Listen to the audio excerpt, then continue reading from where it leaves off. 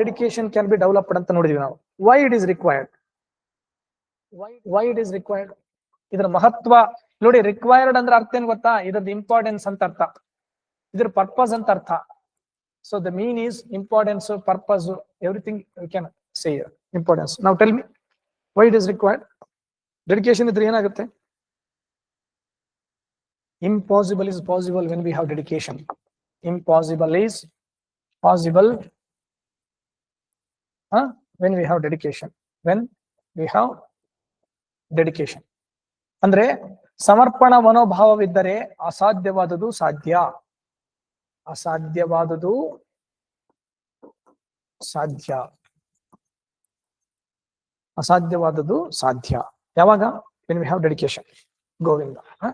ಅಪ್ಪ, ಏನಾಯ್ತು? ಅಸಾಧ್ಯವಾದದ್ದು ಸಾಧ್ಯ. ಎರಡನೇದು ಹಿಂಗೂ ಬರಿಬಹುದು.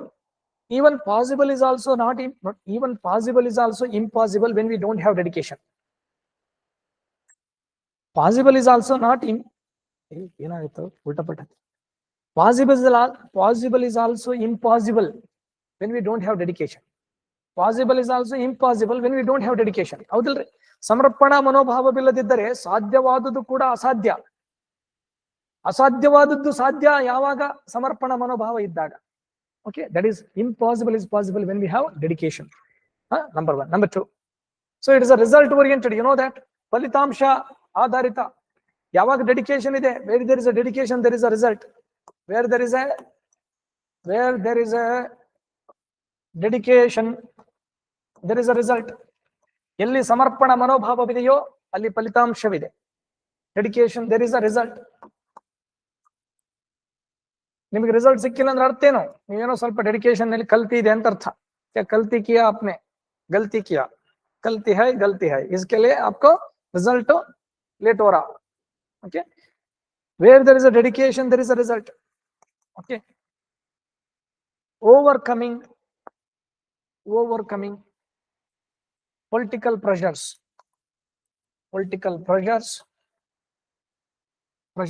and administrative obstacles. ನೋಡಿ ಏನಿದೆ? ವೆನ್ ವಿ ಹ್ಯಾವ್ ಡೆಡಿಕೇಶನ್, ಸಮರ್ಪಣಾ ಮನೋಭಾವವಿದ್ದಾಗ ರಾಜಕೀಯ ಒತ್ತಡಗಳು ಮತ್ತು ಆಡಳಿತಾತ್ಮಕ ಅಡಚಣೆಗಳು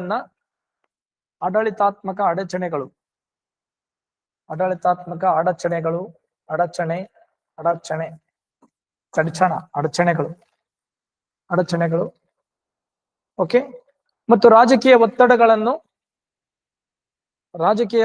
ಮತ್ತು ಆಡಳಿತಾತ್ಮಕ ಅಡಚಣೆಗಳನ್ನ ದಾಟಿಕೊಂಡು ಮೆಟ್ಟಿ ನಿಂತು ಸೇವೆ ಮಾಡಲು ಸಾಧ್ಯವಾಗುತ್ತದೆ. ರಾಜಕೀಯ ಒತ್ತಡ ಮತ್ತು ಆಡಳಿತಾತ್ಮಕ ಅಡಚಣೆಗಳನ್ನು ಮೆಟ್ಟಿ ನಿಂತು ಸೇವೆ ಮಾಡಲು ಸಾಧ್ಯವಾಗುತ್ತದೆ ಯಾವಾಗ ಡೆಡಿಕೇಶನ್ ಇದ್ದಾಗ. And it creates emotional commitment with profession.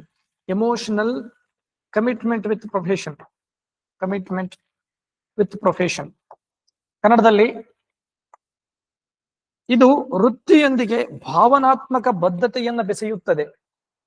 ಭಾವನಾತ್ಮಕ ಬದ್ಧತೆ ನೋಡಿ ಎಂತ ವರ್ಡ್ ಇದು, ಹೌದಾ? ಭಾವನಾತ್ಮಕ ಬದ್ಧತೆ, ಹೌದಾ? ಮನೆ ಆಫೀಸೇ ಮನೆ ಆಗಿಬಿಡ್ತದೆ. ಓದೇ ಜೀವನನೇ ಓದಾಗಿಬಿಡ್ತದೆ ಡೆಡಿಕೇಶನ್ ಇದ್ದಾಗ.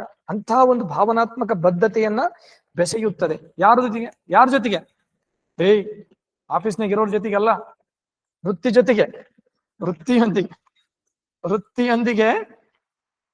ವೃತ್ತಿಯೊಂದಿಗೆ ಭಾವನಾತ್ಮಕ ಬದ್ಧತೆಯನ್ನ ಬೆಸೆಯುತ್ತದೆ. So what a word. Okay, it creates emotional commitment. Done. It creates emotional commitment ಅಂದ್ರೆ ಏನು? ಎಮೋಷನಲ್ ಕಮಿಟ್ಮೆಂಟ್ ಭಾವನಾತ್ಮಕ ಬದ್ಧತೆಯನ್ನು ಬೆಸೆಯುತ್ತದೆ. ಯಾರ ಜೊತೆಗೆ? ವೃತ್ತಿಯೊಂದಿಗೆ. And it creates okay, it creates ethical work culture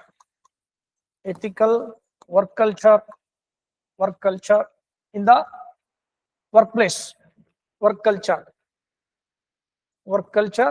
in workplace. ಏನಿಂಗಂದ್ರೆ ಇದು ನೈತಿಕ ವೃತ್ತಿ ಸಂಸ್ಕೃತಿ. ಇದು ವೃತ್ತಿ ಸ್ಥಳದಲ್ಲಿ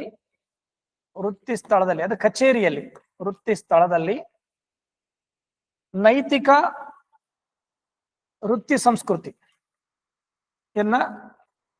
ಉಂಟು ಮಾಡುತ್ತದೆ. ನೈತಿಕ ವೃತ್ತಿ ಸಂಸ್ಕೃತಿಯನ್ನ ಉಂಟು ಮಾಡುತ್ತದೆ, ಸೃಷ್ಟಿಸುತ್ತದೆ. ಹೌದಲ್ರಿ? ಎಲ್ಲರೂ ಕೂಡ ಅಲ್ಲಿ ಇನ್ನೊಂದು ಬಹಳ ಇಂಪಾರ್ಟೆಂಟ್ ಲೈನ್ ಏನಂತಂದ್ರೆ, it also it helps, okay, it helps to create cordial relationship